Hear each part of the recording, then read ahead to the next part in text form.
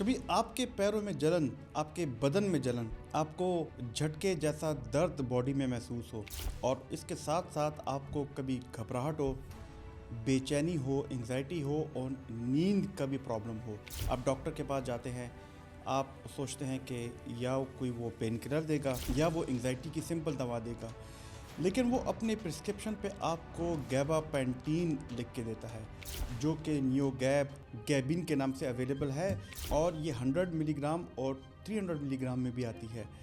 आपको उसी वक्त कन्फ्यूजन शुरू हो जाती है कि डॉक्टर साहब ने ये दवाई जो लिखी है ये तो एपिलेप्सी वाली मेडिसिन है, मुझे तो कोई फिट्स नहीं आते, मुझे तो कोई मिर्गी या एपिलेप्सी नहीं है, तो फिर ये क्यों दी? क्या ये पेन के लिए है? क्या मुझे ये एंग्जाइटी के लिए दी है या क्या नींद के लिए दी है? क्या ये दवाई ये सेफ़ भी है और क्या इस पे मैं एडिक्ट तो नहीं हो जाऊंगा, इसकी मुझे आदत तो नहीं हो जाएगी?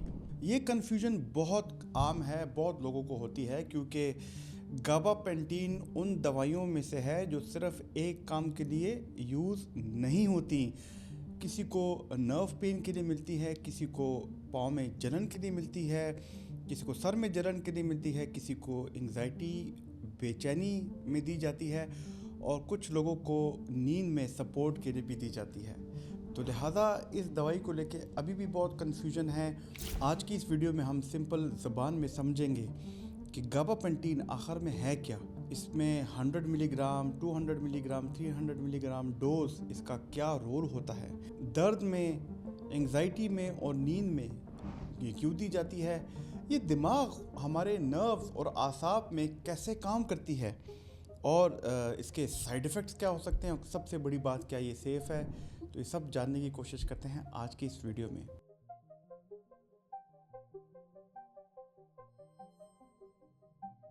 दोस्तों, मेरा नाम प्रोफेसर डॉक्टर अली मुफ्ती है। मैं एक कंसल्टेंट साइकेट्रिस्ट हूँ। हम गाबापेंटीन डेली बेस पे प्रेस्क्राइब करते हैं और लोगों के तरह तरह सवालात आते हैं, तो हमारी कोशिश होती है उन्हीं सवालात को लेके कोई वीडियो बनाएं जिससे आपको भी फ़ायदा हो। आगे जाने से पहले मेरी आपसे गुजारिश है कि हमारे चैनल को लाइक और सब्सक्राइब ज़रूर कीजिएगा। कोई सवाल हो तो फीडबैक हो तो कमेंट बॉक्स में ज़रूर उसे कर सकते हैं। तो दोस्तों, सबसे पहले सीधी सी बात कि गाबापेंटीन जो कि नियोगैब, गैबिन, गैबॉक्स के नाम से आती है और डिफरेंट नामों से आती है, ये ओरिजिनल एपिलेप्सी सीजर्स के लिए डेवलप हुई थी, यानी कि मिर्गी की बीमारी के लिए डेवलप हुई थी। लेकिन वक्त गुजरने के साथ, काफ़ी साल गुजरने के बाद डॉक्टर्स को ये पता चला कि ये दवाई सिर्फ मिर्गी के दौरों, सीजर्स में ही नहीं बल्कि बॉडी में नर्व पेन और कुछ और अलामात में भी काम करती हैं। इसलिए आजकल गाबापेंटीन बहुत कॉमनली यूज़ होती है। किसके लिए ये यूज़ होती है? न्यूरोपैथिक पेन के लिए, कि बॉडी में आपको असाबी दर्द हो, आपके पाँव में जलन हो, और वो लोग जिनको शुगर की बीमारी हो उनको बार बार न्यूरोपैथी, उनको पेन होता है, उसमें दी जाती है। एक वायरस है हर्पीस और उसकी वजह से हर्पेटिक न्यूरैल्जिया होता है, वायरस की वजह से बॉडी में असाबी कमज़ोरी और बदन में जगह जगह दर्द होता है, जलन होती है, उसमें दी जाती है। एक कंडीशन होती है फाइब्रोमियाल्गिया, इसमें भी पेन होता है, इसमें भी कभी कभी कुछ केसेस में दी जाती है। रेस्टलेस लेग सिंड्रोम, टांगों में बार बार बेचैनी, हिलता है टांग, जो है बार बार हिल रहे होते हैं दोनों टांगे, इसमें भी दी जा सकती है। और कुछ केसेस में ये एंग्जाइटी और नींद की सपोर्ट के लिए भी दी जाती है। ये नहीं, अगर आपको गाबापेंटीन मिली है तो इसका हरगिज़ ये मतलब नहीं कि आपको एपिलेप्सी है, आपको मिर्गी है। बिल्कुल इसी तरह जिस तरह हमने एमिट्रिप्टाइलिन और कोटाइपिन पे वीडियो बनाई थी और ये बताया था कि हर पेशेंट को एक ही रीज़न से नहीं दी जाती, डिफरेंट रीज़न से दी जाती हैं, तो लिहाजा गाबापेंटीन भी मल्टीपर्पज़ दवाई बन चुकी है। वैसे अगर आपने एमिट्रिप्टाइलिन को लेके डिटेल से वीडियो देखनी है, ये वाली वीडियो से देखना, आपको काफ़ी फ़ायदा होगा। यहाँ पे मैं ये बात भी बताता चलूँ कि गाबापेंटीन 100 मिलीग्राम का पॉइंट समझना भी ज़रूरी है, क्योंकि अक्सर 100 मिलीग्राम स्टार्टिंग डोज होती है और ये भी doctor twice daily BD dose में दे सकता है। डॉक्टर की कोशिश होती है बहुत लो से शुरू करे और फिर पेशेंट की अलामात सिम्टम्स को देखे कि क्या उसको नींद तो बहुत नहीं आ रही, उसको डिजीनेस तो नहीं आ रही, कोई और साइड इफ़ेक्ट्स तो नहीं आ रही, जिस पे हम बात करेंगे। उसके बाद डोजेज को एडजस्ट करता है, यानी कि वो 100 मिलीग्राम सुबह शाम से शुरू कर सकता है, फिर आहिस्ता आहिस्ता वो 150 पे लेके जा सकता है, 200, और इवन जो ज़्यादातर जो उसकी डोज आती है 300 मिलीग्राम पे भी लेके जा सकता है सुबह शाम, सिर्फ और सिर्फ मरीज़ की हिस्ट्री और अलामात को देख के। लेकिन यहाँ पे एक ये आपके अंदर तजस्सुस आया होगा कि ये दर्द और घबराहट दोनों में कैसे काम करती है। आइए इसे समझने की कोशिश करते हैं। गाबापेंटीन का नाम देखकर ही लगता है कि शायद ये गाबा को सीधा दिमाग में बढ़ाती होगी और जिस्म के दूसरे हिस्सों में भी। लेकिन इंटरेस्टिंग बात यह है कि ये गाबापेंटीन गाबा जैसी लगती ज़रूर है, लेकिन गाबा रिसेप्टर्स पर डायरेक्टली काम नहीं करती। तो फिर आखिर ये काम कैसे करती है? सिंपल ज़ुबान में समझने की कोशिश करते हैं कि हमारे नर्व्स, हमारे आसाब, नर्व्स वो रगें होती हैं जो कि दिमाग से निकल के सारी बॉडी को जाती हैं। यानी कि आपको हाथ पे किसी ने यहाँ पे टच किया तो ये नर्व्स जाएगी, सिग्नल देगी दिमाग को और बताएगी कि किसी ने टच किया। अगर आपको ठंडा या गर्म टेम्परेचर यहाँ पे महसूस हो तो वो नर्व्स हैं, आपके आसाब हैं जो यहाँ से लेके हाथों पाँव से लेके आपके दिमाग को बताएंगे कि ठंडा टेम्परेचर है या गर्म टेम्परेचर है। तो याद रखिए सिग्नल ट्रांसमिशन होती है नर्व्स के अंदर। और इसी तरह कैल्शियम चैनल्स भी होते हैं, कैल्शियम के गेट्स होते हैं। ये गेट्स कैल्शियम के नर्व सेल्स के दरमियान, एक नर्व और दूसरे नर्व सेल के दरमियान सिग्नल्स को कंट्रोल करते हैं। गाबापेंटीन इन्हीं चैनल्स को, जो कैल्शियम चैनल्स हैं, इसके अंदर एक ख़ास हिस्सा होता है, उस पे बाइंड करती है, उस पे जुड़ जाती है। जिस वजह से जो लोगों को दर्द होता है, जिन लोगों को एंग्जाइटी होती है, तो उनकी नर्व्स ओवर एक्टिव होती हैं।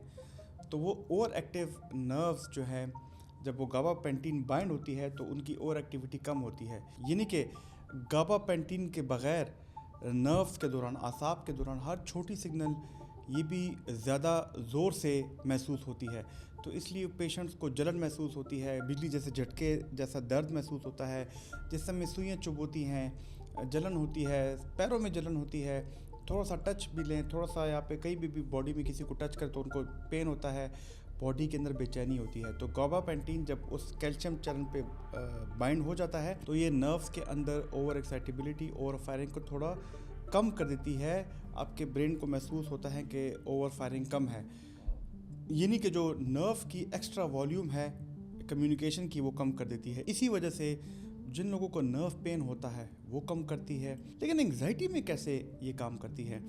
कई दफ़ा एंग्जाइटी में भी दिमाग का जो अराउजल सिस्टम है, जिसे हम फ्लाइट और फाइट सिस्टम कहते हैं, वो ओवर एक्टिव होता है और पेशेंट कहता है कि अंदर से करंट चल रहा है और बॉडी सेटल नहीं हो रही, बेचैनी है, रात को सोचे आती है, ओवर थिंकिंग होती है, दिमाग बंद नहीं होता। तो गाबापेंटीन उन पेशेंट्स में जो इंटरनल ओवर एक्टिविटी होती है आपके नर्व्स में, आपके आसाब में, उसको कम करती है, सुकून दे देती है। इसलिए कुछ लोगों के अंदर कामनेस आती है, उनकी नींद बेहतर होती है, आपकी जो मसल्स, आपके जो पट्टे सख्त होते हैं उसमें कम बॉडी टेंशन होती है। लेकिन हर एंग्जाइटी पेशेंट के लिए याद रखिए ये first line anti anxiety medicine नहीं होती। तो फिर डॉक्टर इसे किन हालात में यूज़ कर सकता है? देखिए इस पॉइंट को लेके बहुत ज़्यादा क्लैरिटी ज़रूरी है। अगर हम नर्व पेन की बात करें, जो न्यूरोपैथिक पेन है, इसके लिए सबसे कॉमन और सबसे इम्पॉर्टेंट यूज़ है गाबापेंटीन का। जैसे कि इसमें न्यूरोपैथी में डायबिटिक न्यूरोपैथी भी आते हैं, बर्निंग फीट प्रॉब्लम्स भी आते हैं, मैंने पोस्ट हर्पीस पेन की भी बात की है। शाटिका एक ख़ास बीमारी होती है जो कि आपके टांगों में होती है, कमर से टांगों में जाती है वो दर्द, उसमें भी यूज़ होती है। कुछ लोगों में सर्जरी के बाद नर्व इरिटेशन, नर्व न्यूरोपैथी होती है, उनमें गाबापेंटीन दी जा सकती है। बिजली जैसी दर्द और महसूस होती है, उसमें भी दी जा सकती है। तो अगर पेशेंट कहता है कि पाँव में जलन है, रात को पैर आग की तरह जलते हैं, गर्मी बहुत लगती है, चुभन और करंट जैसा दर्द होता है, तो गाबापेंटीन पहली लाइन में सोची जा सकती है।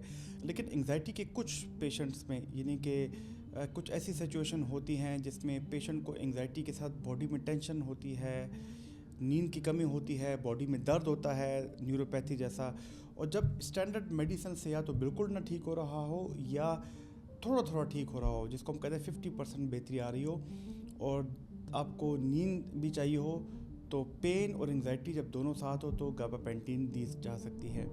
नींद के लिए टेक्निकली ये स्लीपिंग पिल नहीं, लेकिन कुछ पेशेंट्स में जिनमें एंग्जाइटी भी हो, उनमें दर्द भी हो, बॉडी बेचैन भी हो, तो वहाँ नींद तो ख़राब होती है। तो ये दवाई कुछ लोगों में नींद को सपोर्ट दे सकती है। और इसी तरह ये बताया कि जिस चीज़ के लिए दवाई बनी थी, सीजर्स, एपिलेप्सी, मिर्गी, तो यहाँ पे भी इसका स्ट्रॉन्ग रोल मौजूद है। लेकिन याद रखिए कि यूट्यूब ऑडियंस के कॉन्टेक्स्ट में ज़्यादा कन्फ्यूजन इस बात पे होती है कि मुझे फिट्स नहीं तो फिर ये दवा ही क्यों। तो जवाब सिंपल है कि ये दवाई सिर्फ फिट्स की मेडिसिन नहीं रही, इसको और भी काफ़ी यूजेस में दी जा सकती है। इसकी डोज कैसे चलती है इसको ज़रा समझने की कोशिश करते हैं। गाबापेंटीन 100 मिलीग्राम बहुत दफ़ा एंट्री पॉइंट होता है, यानी कि इधर से डोज शुरू होती है। और जब डॉक्टर देखता है कि पेशेंट को नींद कितनी आ रही है, पेशेंट की एंग्जाइटी कितनी बेहतर हो रही है, इसकी पेन कितनी बेहतर है, डिजीनेस तो बहुत ज़्यादा नहीं होती, क्या ये रोज़मर्रा के कामों में खलल तो नहीं देती, तो इस हिसाब से ये डोज को बढ़ाता है। तो जैसे मैंने पहले भी बताया कि 100 मिलीग्राम दिन में सुबह शाम, फिर 200 और 300 तक भी ले जा सकते हैं। लेकिन कुछ कंडीशंस में ये दिन में 3 दफ़ा यानी कि थ्राइस डेली भी दी जा सकती है। वैसे गाबापेंटीन अगर दिन में दी जाए तो कुछ लोगों में इससे नींद आती है, लेकिन ज़्यादातर लोगों को हम हैवी डोज रात को देते हैं। इसके वैसे कुछ साइड इफ़ेक्ट्स भी हैं कि कभी कभी सर पे बोझ आ सकता है, आपको कभी कभी चक्कर आ सकते हैं, तो इसलिए रात की डोज भी ज़्यादा प्रैक्टिकल होती है। लेकिन इसके जो अगर हम साइड इफ़ेक्ट्स की और बात करें तो उसमें बहुत कॉमन है कि इंसान गाबापेंटीन लेने के बाद दिन में कहता है कि मेरा सर भारी है, मुझसे काम नहीं होता। कभी कभी लोग कहते हैं कि मुझे ब्रेन फॉग होता है। कभी कभी उनको बैलेंस वॉक करने में भी इश्यूज आ सकते हैं और उनकी नज़र में भी थोड़ी सी ब्लरीनेस आ सकती है। और कुछ लोगों में ये मतली और स्टमक को अपसेट कर सकता है।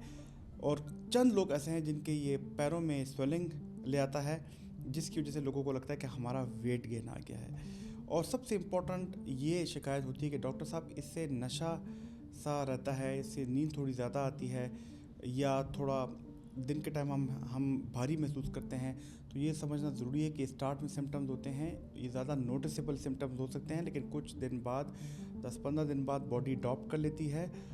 लेकिन अगर बॉडी अडॉप्ट ना करे, बहुत ज़्यादा इंसान में कन्फ्यूजन हो, चलने फिरने में गिरना हो और सीवियर स्वेलिंग हो, तो फिर ये दवाई फौरी तौर पे डॉक्टर को बताना चाहिए और इसे हम फ़ौरन बंद कर देते हैं। याद रखिए, गाबापेंटीन बेंजोडाज़ेपीन जैसे हाई एडिक्शन मेडिसिन नहीं, लेकिन कुछ लोग इसका मिसयूज़ भी कर सकते हैं, इसको एडिक्शन के तौर पे भी लेते हैं।